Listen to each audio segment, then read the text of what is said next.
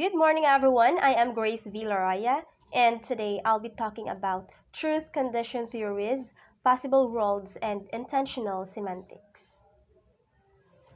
As we saw in the previous chapter, the truth condition theory understands meaning as representation, as mirroring or correspondence between sentences and actual or possible states of affairs. But we can take the notion of the hypothetical state of affairs more seriously than Davidson is willing to and consider possible states of affairs, circumstances, conditions as Kripke possible worlds in chapter 4. Recall that a possible world other than the actual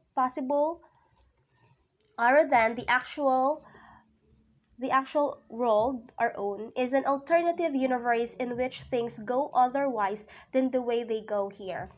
And because worlds differ among themselves in respect of their component facts, of course, the truth of a given sentence depends on which world we are considering. This affords a new version of the idea of a sentence truth condition. The sentence is true in some possible circumstances and not in others.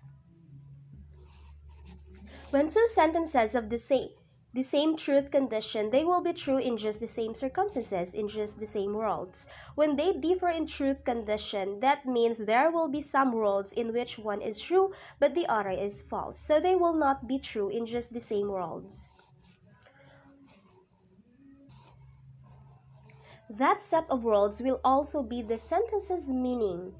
It would follow that synonymous sentences are true in just the same worlds, whereas for any two non-synonymous sentences, there will be at least one world in which one of the sentences is true but the other false. We saw, or it was already presented in chapter 2, that unlike Russell, Frege had rejected thesis G3/K3. A meaningful subject-predicate sentence is meaningful only in virtue of its picking out some individual thing and ascribing some property to that thing, by positing abstract entities that he called senses and arguing that singular term has one of these over and above its putative referent. Frege defended compositionality. According to him, the subject-predicate sentence has a composite sense made up of the individual senses of its parts and is meaningful in virtue of having that composite sense, whether or not its subject even has a referent at all. As sketched so far, Frege's view sounds like a version of the proposition theory. So it is prey to the various objections raised against that theory in chapter 5. But Rudolf Carnap, Richard Montague, and Jacques Hintika developed intensional logic, giving a possible world's interpretation and explication of Frege's senses. Here is the idea. A singular term or predicate is said to have both an extension in the sense introduced in the previous chapter and the Frege sense or intention.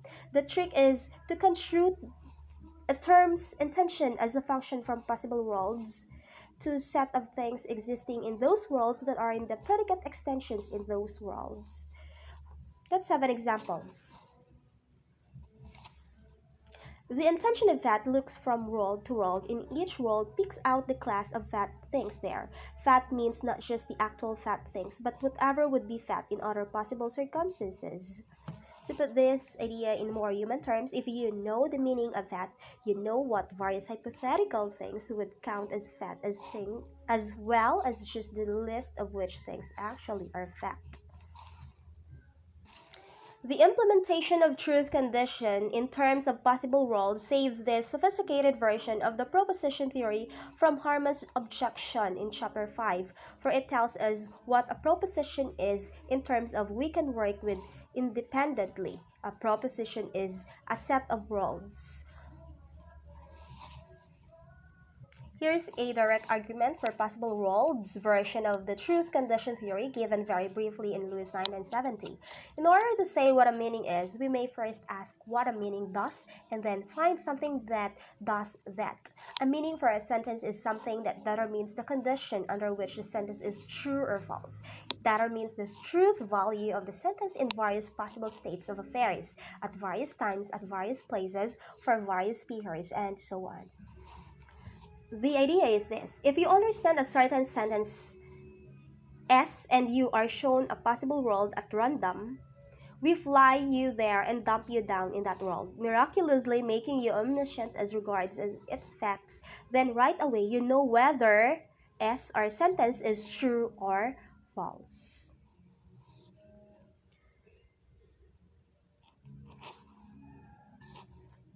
If you know every single fact of that world and you still cannot tell whether the sentence is true there, then you cannot understand the sentence. So one thing that a meaning does is to spit out a truth value for any world it is given, which is to say that meaning is at least a truth condition in the sense of a particular set of worlds. Let's now move on to the advantages over Davidson's view. The possible worlds view has some important advantages over Davidson's version of the truth condition theory. Specifically, it avoids objections 4 and 5 that we made against Davidson. Objection 4 was the problem of coextensive but non-synonymous terms. On the possible worlds view, that is no problem at all. Renate and chordate differ in meaning because although they apply to just the same things in the actual world, their extensions diverge in other possible worlds. Countless worlds contain renates that are not chordates and vice versa. Objection 5 was the problem of non-truth functional sentence connectives. Here, the possible worlds view displays a unique strength, for it enables us to state truth conditions for certain connectiveness directly in terms of worlds. Here's an example. Take the simple modal operator. It is possible that, as in, it is possible that the present US president is fat. The latter sentence will be counted as true if and only if there is a world in which the present US president is fat. And if we wanted to say necessarily there is a US president, the United States exists.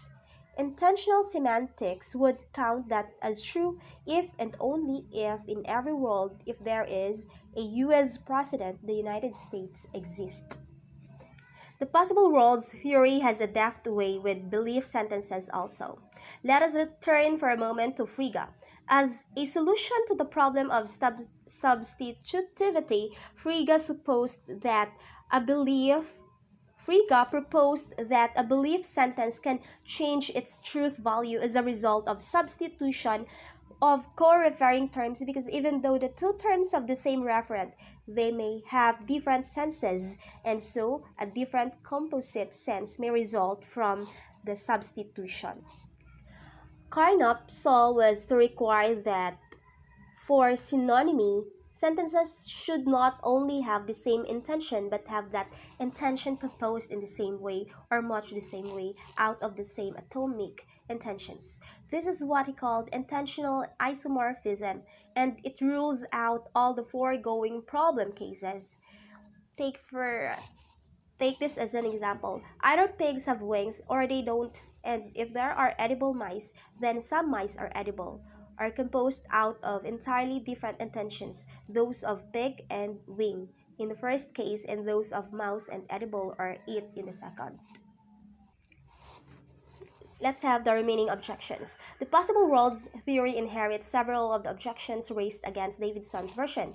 1. Non-declaratives and non-fact stating sentences. 2. Testability, and 6. Taking truth for granted. An intentional theorist would make much the same range of replies as we did on Davidson's behalf. Objection 3. Dexis arises in a different way, since the possible worlds approach does not involve T sentences, but it does arise. Since no provision has as yet been made for dixes in the intentional apparatus. That's objection 3. The possible world's view also inherits the First, two objections made against the proposition theory in Chapter 5: weirdness and alienness. As noted in Chapter 4, it is one thing to take possible worlds as a metaphor or heuristic for explaining a way of looking at things. Kripke's view of proper nouns. It is another to appeal to them directly in serious theorizing as an intentional semantics do.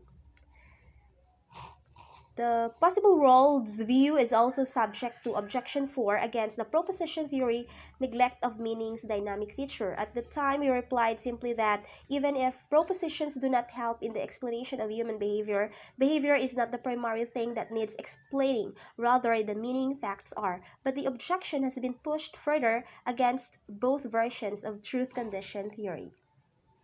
Objection 7. There is still problem of substitutivity.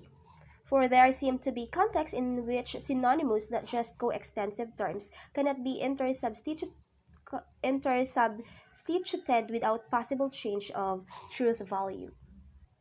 Damitz and Putnam's pointed out in objection 8. A sentence meaning is what one knows when one knows what a sentence means.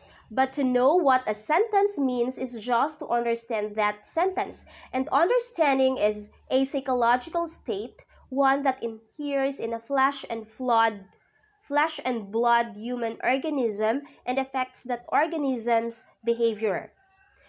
Now, if what a sentence means is just its truth condition, how can knowledge of truth condition per se affect anyone's behavior when conditions are often wide properties of sentences in the sense that they ain't in the head, and knowledge of truth conditions is a conspicuously wide property of people? The truth condition of dogs drink water here differs from that of dogs drink water on twin earth, but the difference is irrelevant to behavior and cannot affect it. But understanding, knowing the meaning, must and does affect behavior. Therefore, understanding is not merely knowledge of truth condition, and so meaning is not or simply truth condition. Here is the summary of this chapter. A sentence truth condition can be taken to be the set of possible worlds in which the sentence is true. Possible worlds can be used to construct intensions for subsentential expressions which will combine compositionally to determine the containing sentence's truth condition. The resulting view avoids both the problem of co-extending but non-synonymous terms and the problem of non-truth functional connectives. The possible worlds theory also deepens Frege's solution to the problem of substitutivity, but the theory inherits a number of Davidson's original difficulties and incurs one or two more. That ends my report. Thank you so much for listening.